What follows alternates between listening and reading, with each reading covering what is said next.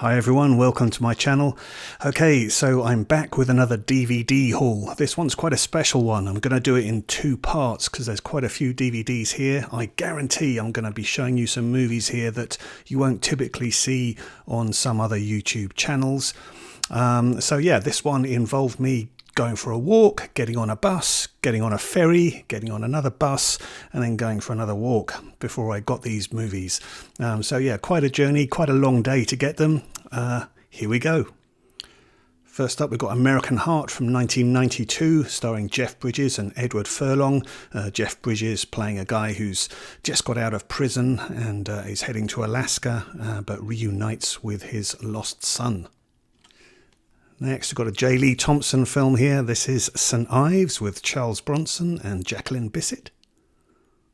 Next, I've just done a video on Ozploitation movies, and perhaps this one would go alongside some of those. This is Race for the Yankee Zephyr. This is directed by David Hemmings. He didn't have very good set control on this one. There was an unfortunate death that happened on set during the making of this. Stars on this one include Ken Wall, Leslie Ann Warren, Donald Pleasance and George Peppard.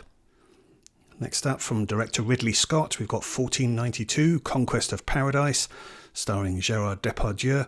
Yeah, this one came out in the 90s, and at that time there was a bit of a battle to have a few different Columbus movies coming out. There was even a Carry On movie, Carry On Columbus. Next, another Kino Lorber release. This is The Great Scout and Cat House Thursday, starring Lee Marvin, Oliver Reed and Robert Culp. Next, from 1960 and directed by Robert Zinnemann, is The Sundowners, starring Robert Mitchum, Deborah Kerr and Peter Ustinov. And here we've got a Jean Harlow pre-code movie from 1932, The Beast of the City.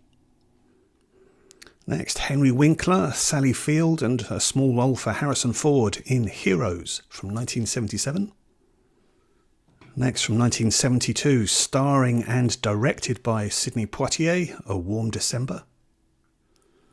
And from 1973, directed by Clint Eastwood and starring William Holden, Breezy.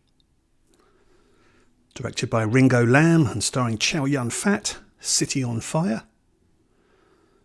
And then I haven't come across this one before, directed by Robert Mulligan and based on a play written by Horton Foote. This is Steve McQueen and Lee Remick in Baby, the Rain Must Fall. From 1974, I haven't seen this one for years. I saw this on TV when I was a kid. This is 11 Harrow House, a diamond heist thriller starring Charles Grodin, Candice Bergen and James Mason. From 1976, directed by Ingmar Bergman, this is Face to Face. So this is one of the few movies that isn't on the big Criterion Ingmar Bergman box set, but I believe Imprint have just brought this out. Next, from 1975 and directed by Peter Yates, this is Peeper with Michael Caine and Natalie Wood. Next, from 1963 and directed by the Bolting brothers, this is Peter Sellers in Heavens Above. Couple of modern ones now, and both starring Kristen Stewart. First up we have Spencer, directed by Pablo Larraín. I really like this one. It's a very atmospheric kind of movie, so not a traditional kind of biopic at all, so I liked it for that reason. And then Kristen Stewart in this Underwater, which I've seen a couple of times on the Disney Channel, and I just really liked it. Vincent Cassel in this as well. Yeah, not a great movie, but it's a fun one. Back to the older stuff, and we've got Hayley Mills here in Disney's In Search of the Castaways.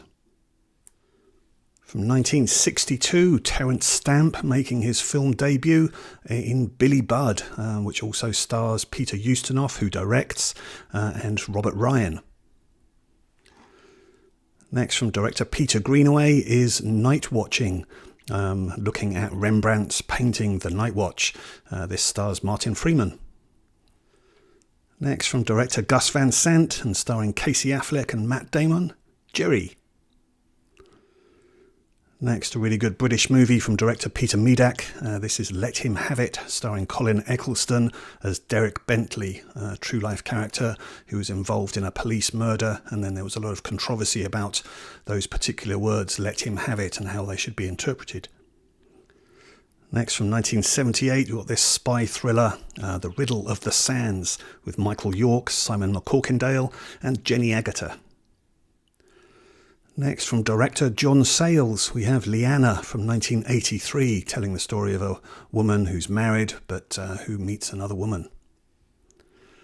Next, I did my tribute video to director Norman Jewison not too long ago, following his passing, and I've been wanting to add this one to my collection for a while. I have seen it before, but yeah, Bruce Willis here in Country, and co-starring Britain's own Emily Lloyd. And then finally, for this part 1 video from 1973, we've got Burt Lancaster and Robert Ryan in Executive Action. Okay, so there we go. That is part 1. I'm sure you'll agree there's quite a few titles there that you don't typically come across. Wait for part 2, because there's certainly more which you won't typically see. I hope you enjoyed that. Let me know your thoughts on any of those movies. I do enjoy reading your comments. Stay tuned. See you for the next part. All the best to you. Bye-bye.